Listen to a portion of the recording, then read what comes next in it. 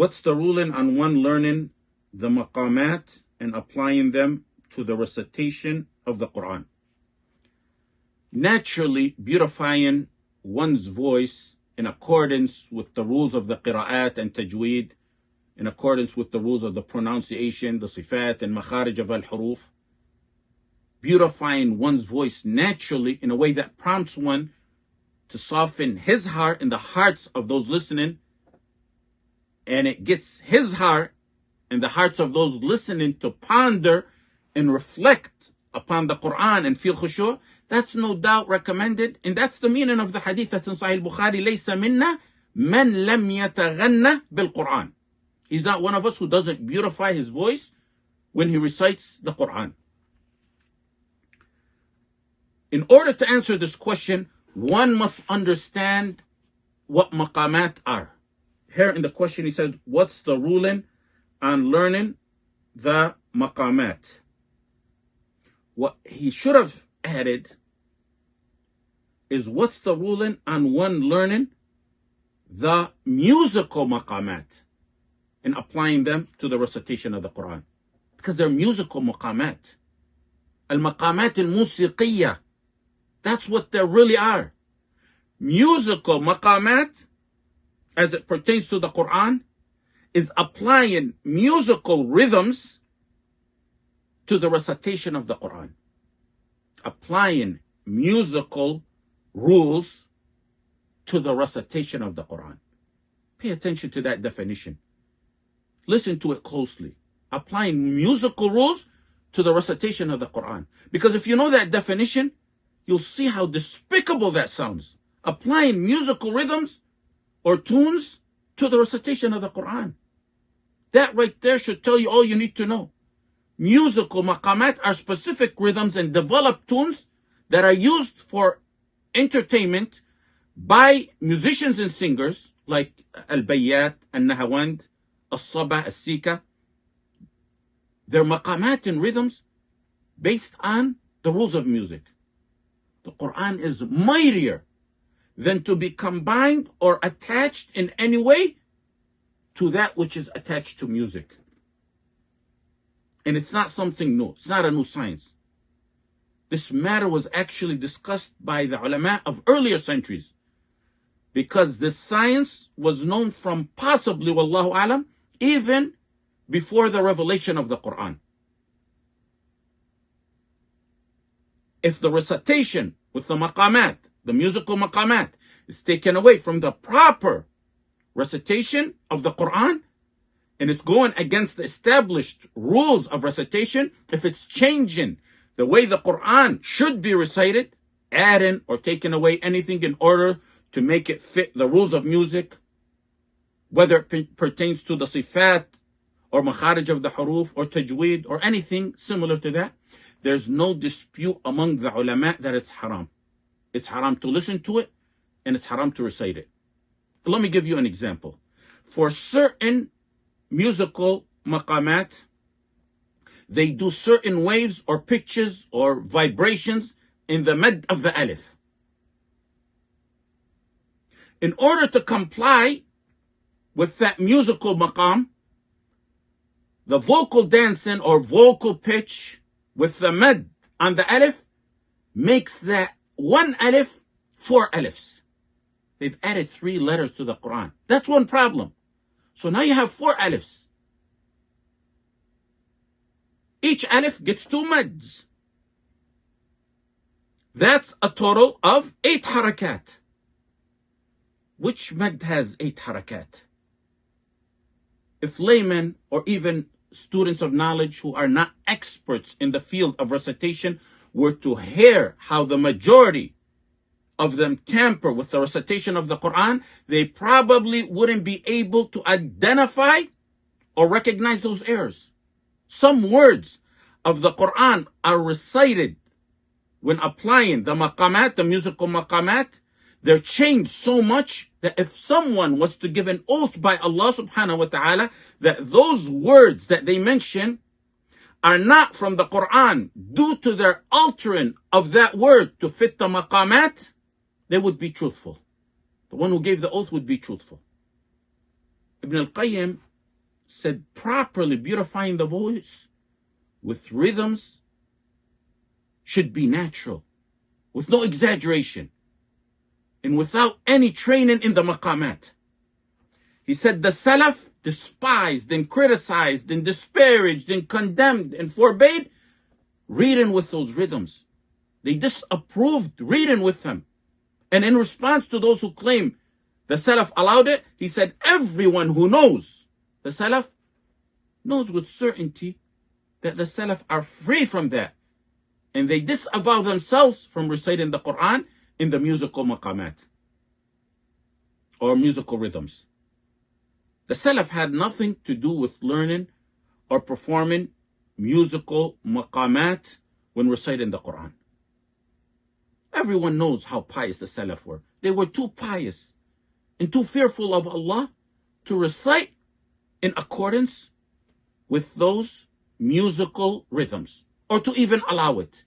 In fact, it was narrated by Al-A'mash that Anas ibn Malik radiallahu anh hated it. The Quran should be protected and respected. It has its own distinct, supreme rules, its own way of recitation. The Quran came beautiful from Allah subhanahu wa ta'ala with its own rules as it was revealed to the Messenger sallallahu alayhi wasallam and as Jibreel taught it to the Messenger sallallahu alayhi wasallam. It doesn't need no one to beautify it. Many of the teachers or experts who teach how to apply the Mekāmet to the Quran appear like musical entertainers or performers. You see them teaching the Quran, wal-'iyadhu billah, with the Mekāmet, like conductors in front of an orchestra or a choir. A new student of ours who just returned from studying those Mekāmet, after I strongly deterred him from that, he told me in classes the teacher would frequently reference music and musicians, and he would even play music for them to get a rhythm to apply it. Some countries stipulate that their official Quran reciters in their media need certificates from music academies before they can be considered or accepted. Some reciters openly admit they formally learn music as part of their training in reciting the Quran according to the Mekāmet. That's why it's not unusual for you to see reciters mention their love of musicians and that they listen to some famous singers in some of their interviews. The reaction of those listening to the famous reciters who recite in the Mekāmet take the disrespect of the book of Allah subhanahu wa ta'ala even further than that. Is the shouts and reaction of the audience who listen to those reciters who recite based on the Mekāmet in accordance with the command of Allah subhanahu wa ta'ala, وَإِذَا قُرِئَ الْقُرْآنُ فَاسْتَمِعُوا لَهُ وَأَنصِتُوا لَعَلَّكُمْ تُرْحَمُونَ. The Quran is recited, it should be listened to. One should listen to it silently so he can attain the mercy of Allah. Some even hum the musical Mekāmet while the reciter is reciting, or while he takes those short breaks. A brother told me that some reciters pay a group to encourage that. It's gotten to a point where people uncontrollably make hysterical or sudden dance moves instead of listening with khushu' to attain the sweetness of the Quran. A very famous reciter who was reciting to a large audience, possibly, wallahu alam, in a funeral. He made a sudden dance move while he was reciting, وَلَوْ بَسَطَ اللَّهُ الرِّزْقَ لِعِبَادِهِ لَبَغَوْا فِي الْأَرْضِ. Then he apologized after he was banned for 6 or 12 months. And he said, I couldn't control myself. Because music and musical rhythms inspire dancing. The Quran recited properly, as Jibreel taught Rasulullah sallallahu alayhi wasallam, it inspires one to contemplate, and it increases one's faith and fear of Allah, and it increases his khushu', and it guides one to deeds. It softens the heart and causes the skin to shiver. إِنَّمَا الْمُؤْمِنُونَ الَّذِينَ إِذَا ذُكِرَ اللَّهُ وَجِلَتْ قُلُوبُهُمْ وَإِذَا تُلِيَتْ عَلَيْهِمْ آيَاتُهُ زَادَتْهُمْ إِيمَانًا.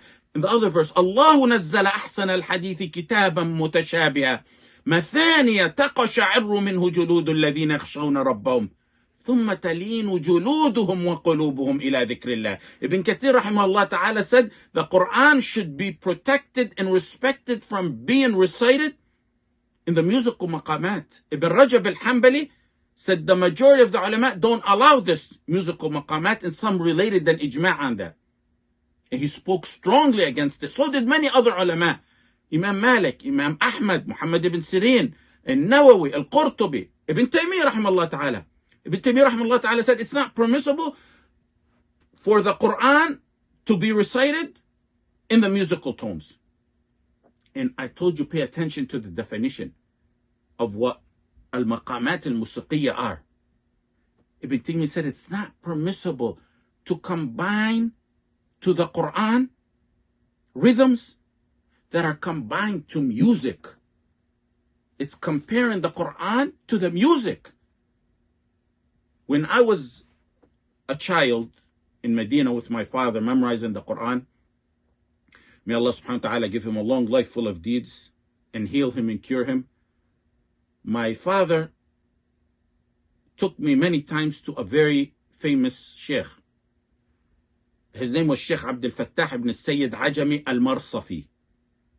He was a teacher in the University of Medina, and he had several other big positions. He was a contemporary giant and imam in the sciences of the Quran and the qira'at.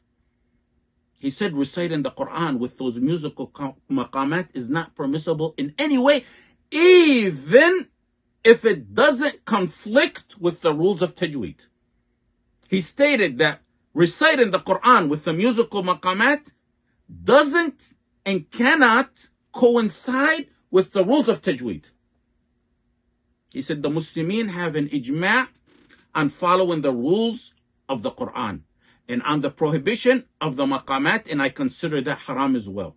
One thing that needs to be noted is that there's some reciters who strongly objected to the musical maqamat being applied to the Quran, and they refused under pressure to learn or recite the Quran in those musical maqamat.